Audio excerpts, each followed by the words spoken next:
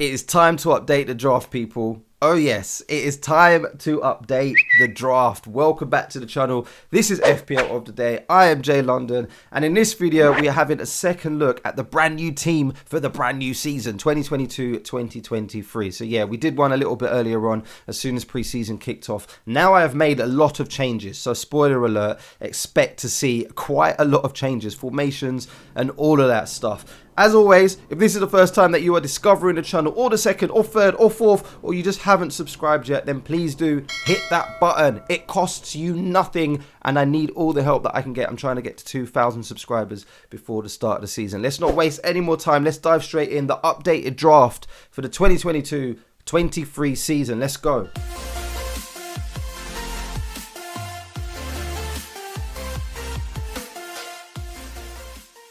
So coming up in this one, we're going to keep it short and sweet and simple. I'm going to give you the updated draft, what I believe is the ultimate draft for the 2022-23 season. I'm also going to give you one of your favourites, the fans' favourites, a differential team right at the end as well. Talk about some of the players that people might not be brave enough to put in, but could be very, very high scorers, especially in those first opening game weeks, because we all know that a lot of players do kill it. So yeah, we're going to have a look at that as well. But first and foremost, if you haven't checked out this video right here yet, then make sure you do that as well. This is my first draft. There is still some very good points in there, which I believe are going to be essential before you pick your team. So go and have a look at that. You might even want to have a look at it now before you watch the rest of this one and then come back. If not, have a look at it at the end of the video. But yeah, spoiler alert, I've made quite a few changes. I've gone from a 4-4-2 to a different formation, and we've changed some of the players around. We've changed some of the thought process around as well. So let's just get it up on screen.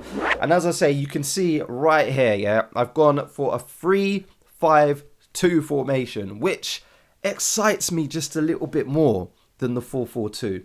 4-4-2 looks like it's going to be template, and we'll talk about that throughout the video. But as I start to reveal players, you'll see exactly why this is exciting me a little bit more. Players like Chilwell and James, I feel, are what is forcing people to go big at the back. Diaz, obviously, being a reasonable price. There's rumours that Laporte might be injured now. And there's loads of defenders that we can be choosing from. So, yeah, I understand why people are going big at the back. But I'm a manager that likes to put a lot of his faith in midfield, in the middle, because of just the fact that it could be more explosive. They could be getting a lot more goals. They could be getting more bonus points. And it's not just a boring clean sheet possibility. You're not sitting there for 90 minutes trying to work out, oh, please, just hang on. And then, yeah, then there's a 93rd minute goal that goes in or whatnot. But yeah, we'll talk about that more at the end of the video. But as you can see, this is going to be the formation. I'm going to leave the subs to the end. And let's just start with the people that are going to be nailed in this team. No matter what draft I do, no matter how many times I release a video, no matter what formation I play, these three guys are going to be in the team, and they are Trent Alexander-Arnold, Mohamed Salah, and Haaland. Haaland is probably the only one that could move. All right, so let's talk about Haaland first. He could be Harry Kane. We're going to keep a very close eye on pre-season and see exactly what is going on with him. I would love him to be not 100% fit, so I could just punk out, make a nice easy decision, put in Harry Kane, and then just draft in Haaland in like game week 3 or something like that. So we're going to keep a close eye on it. But if Haaland is fighting and he's fit, then 100% I need to be starting with him. Also, we know that Kane hasn't really had the best starts to season. Not saying that that's going to be the case this season, because yeah, he has looked really good under Conte. But I would feel more confident with a fully fit Haaland in a Manchester City team starting the season than with Harry Kane. But yeah, one of them's going to be in there anyway, and then we can rotate and move around as the season progresses. Mohamed Salah, I've seen so much stuff going on. Maybe I will release a draft about Salah and maybe just make one without him. But I just feel like there's no point in me doing that at the moment, because there's no way that I'm going to make a team without him in there. Like, if I'm being honest with you and I'm being realistic, when my team comes out, it's 99.9% going to have Mohamed Salah in there. So there's no point in me faffing around and having a look at what the team would look like. But maybe I'll make a draft for you guys and show you what it could look like without a Mohamed Salah. And yeah, the same goes for Trent Alexander-Arnold. He's been a legend in FPL seasons. So much attacking presence, so much defensive presence, so much possibilities for him to be getting so many points. So yeah, Trent Alexander-Arnold has to be in there. So those are going to be the three guys that are more or less nailed in the team. Let's just get those guys out the way and then move on to our goalkeeper of choice, who I imagine is going to be no surprise. You've seen it everywhere. It's got to be Mendy. For 5 million, There are cheaper, less reliable goalkeepers, but come on, there's just no need. There's just no need to go there when we've got Mendy at 5 mil playing for Chelsea, who we know are pretty solid at the back. So yeah, of course we're going to monitor it. We're going to see what happens. Maybe Mendy might be shifted a little bit later on, but it just makes sense, especially going into these first few game weeks. Mendy has to be in the team. There's a good reason why he is like the most selected goalkeeper at this present moment in time. Let's waste no more and let's go straight in to the second defender, who is going to be Diaz. Now, I'll be honest with you, I would much prefer Cancelo, but you know that Cancelo is very, very highly priced. I am going to still try and find a way to get him in instead of Diaz, but I do also like the safety net of Diaz as well. Having that Manchester City defender, it looks like Laporte might be injured. There's been some reports about that. So yeah, Diaz is going to be more than 100% expected to start. If he doesn't, it's going to be very, very strange, right? So yeah, we know that he's going to be one of the first names on the team sheet when that first game week kicks off. And that's essentially what we want. We want to make sure that all of our players are playing, right? So yeah, so for 6 mil, he allows us to get into that Manchester City defence. He's a nice solid option. Yes, he's a little bit boring because of the attacking returns, but we know he's going to play. We know he's going to get clean sheets, and we know at the end of the season he's going to end on a ridiculous amount of points. So yeah, happy to see him in the team, and he does allow me to do what I do for the rest of the team. He does enable me to get in to that 5 midfielder process that I'm in right here in my head. So yeah, you guys will see exactly what I'm talking about. Let's move on to the next one. Next defender in there is Perisic, who I do like. Yes, attacking presence. We are pretty certain that he's going to be starting that game week 1 for Conte. I mean, Conte didn't bring him in to sit on the bench and to mess around. So yeah, we know that he's going to be nice and attacking, running down the flanks. We know that Tottenham have got a reasonably reliable defence. Let's call it that. And yeah, I want to get into at least one of the Spurs attacks in some sort of way. So if that is through this guy here, then maybe that is the only way. But yeah, he could become someone cheaper like a Matty Cash, if you prefer to go for someone like that, or a Kieran Trippier. I'm not mad at either of those options, but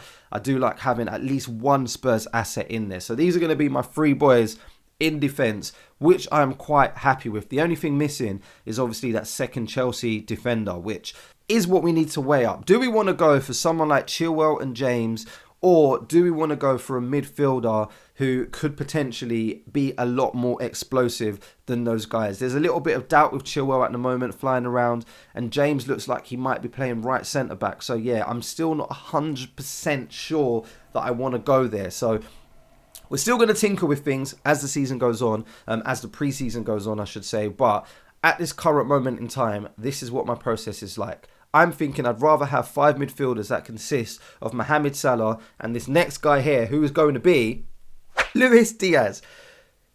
Playing for Liverpool in one of the most attacking teams that you can imagine. And I feel like he is more nailed on than Mahrez. So it's going to be between him and Mahrez because they're both 8 mil. It is the battle of the 8 million midfielders at this current moment in time.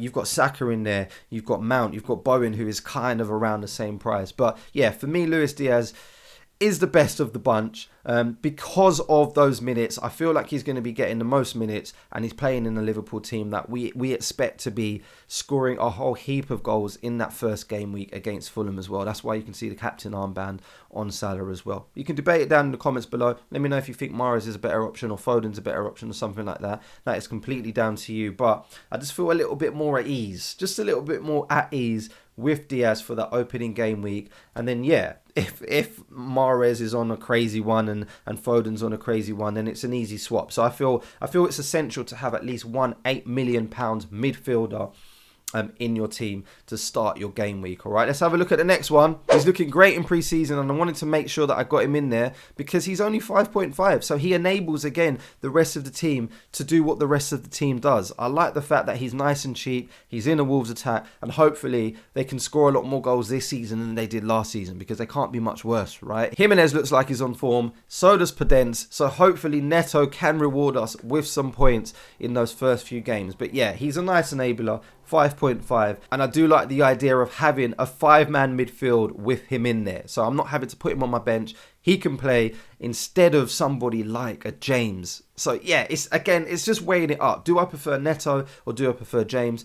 Do I prefer this next guy here or do I prefer James? Let's have a look and see who it is. It's going to be Philippe Coutinho. So this is going to be the guy That is my little differential, my sneaky way into getting a few more points, because Aston Villa's fixtures are quite nice going forward. And yeah, as I say, looking at this midfield now, it is exciting. You've got Diaz in there, you've got your £8 million midfielder, you've got Salah, you've got Neto, your enabler, who a lot of people have put in for the template. And now you've got Coutinho, which a lot of people will not get to if they have someone like Neto or the next midfielder that I'm talking about. So playing with these 5 here does fill me with a little bit more confidence, a little bit more safety, knowing that pretty much all 4 of these guys are hopefully going to be starting in game week 1.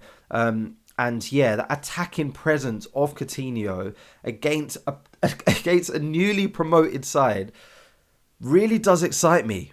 Yeah, so I do really like the look of this. I like the look of this 5-man midfield that consists of Diaz, Salah, Neto and Coutinho, and this next guy that I'm about to reveal for you, because it has all of the attacking options. So yeah, if I reveal the next guy, you're going to see it's Martinelli. So the only reason that I was put off Martinelli was because of minutes. And again, that is something that we're going to be monitoring in pre-season and trying to work out if he's going to be starting in that game week 1. Again, it is just weighing it up. Do you want to go for someone like Martinelli, yeah, in midfield, or are you more of the big at the back manager and you'd rather someone like a Chilwell or a James? That is the question. Is it Martinelli or is it James? We're going to have to weigh this up at some point and try and make a decision. So yeah, let's complete the team with the last forward, who is going to be Gabriel Jesus. I'm not really looking elsewhere. I would really like Callum Wilson. Maybe that would be the only person that could tempt me changing that forward position. But yeah, those first few games for Arsenal look really, really good. So this is what the team looks like. What are we saying? Let's have a look at the bench. I've just put in just a dud goalkeeper in there. Tomiyasu is the first person on the bench. Then we've got Williams and Scarlett, again, just a dud striker as well. So I'm not expecting Scarlett or that keeper to play, but I'm expecting Diaz, Perisic and Trent Alexander-Arnold to be playing. Like, I don't have any fears in those 3 playing at the back. Again, with Diaz, Salah, Neto and Coutinho, I'm pretty sure that those guys are going to start. And then if Martinelli doesn't play, then maybe Tomiyasu comes in, or Martinelli comes off of the bench and he manages to get a little bit of glory. So that's what I'm looking at the moment. For a manager that likes to attack, this does actually fill me with a little bit more excitement than the previous draft did, because yeah, the previous draft was nice, it was a little bit more safe. The only thing that I don't like about this is, of course, I haven't got Cancelo, who I'm a big fan of, and yeah, then we are missing that second Chelsea asset. So yeah, if something does happen, then Chelsea keep a clean sheet, and I've kind of messed up a little bit there, because I've only got Mendy, and loads of people are going to go for Mendy, so I haven't got that second Chelsea backup. And Reece James has haunted me in the past before, so whether or not I actually have the guts to go for somebody like Martinelli over Reece James, then that's going to be what would tell. Yeah, it's going to be along these lines though, guys. It's going to be along these lines. It's going to be maybe a combination between this and that first draft that I released. As I say, if you haven't seen that video yet, then make sure you go and check it out. But yeah, let me know your thoughts down in the comments below. Before we end, let's do something a little bit tasty, a little bit spicy, a little bit juicy differential. I know you guys love this. So let's have a look at some of the players that I feel could be really, really good going into those first few game weeks. You'll see that I've selected Cresswell because, yeah, to be honest, he could be quite a few people. There are quite a lot of 5 million defenders who could be like Trippier. You're looking at Cash, Luca Dean, players like that. But I do like the look of Cresswell. Obviously, that first opening game week fixture isn't very, very good, and that's why I've highlighted him. But I do still like the look of Cresswell, and I haven't seen anyone speak about him. So remember, he's still on like set pieces. He's still in a decent West Ham defence, and he is still very, very attacking. So let's not overlook him. Let's keep an eye on Cresswell.